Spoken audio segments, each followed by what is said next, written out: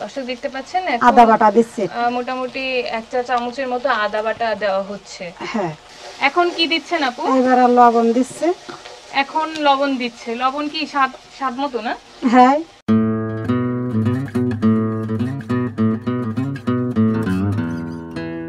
এখন কি দিচ্ছেন? এবার হলুদ দিচ্ছে, আচ্ছা,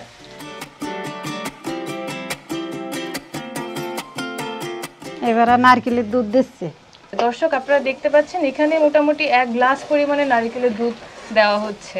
আর আপনারা তো দেখলেনই যে আপু কিভাবে নারকেলের দুধটা বের করলো নারকেল থেকে পানি দিয়ে। সব দেবো না একবারে, হ্যাঁ। কষানোর পরে আবার দেবো মাছগুলো, এটা দিয়ে কষাবো, কষাবার পরে আবার দিবেন? আবার দেবো।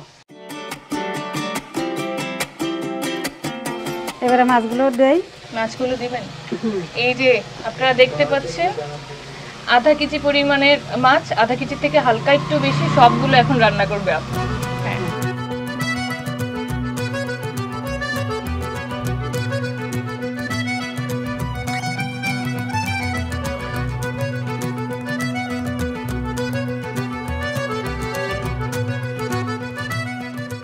এই যে মাছটা নাড়াচ্ছেন, এরকম কষাতে কতক্ষণ সময় লাগবে?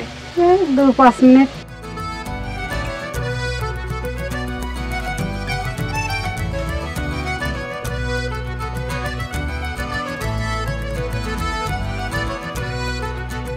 আপু কষানো তো হয়ে গেছে না? হ্যাঁ, এবার কষানো হয়ে গেছে, এবার নারকেলের দুধগুলো দেবো।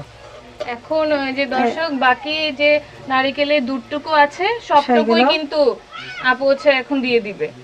আর হালকা একটু পরিমাণের পানি দিবে, এটা যেন হচ্ছে দুধটা যেন শুকানোর পরে যেন পুড়ে না যায়, এটার জন্য না? হ্যাঁ।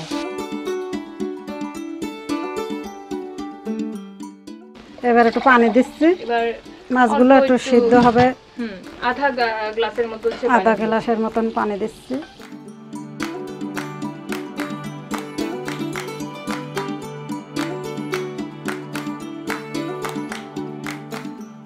আপা আজকে কি গরম একটু বেশি পড়ছে নাকি?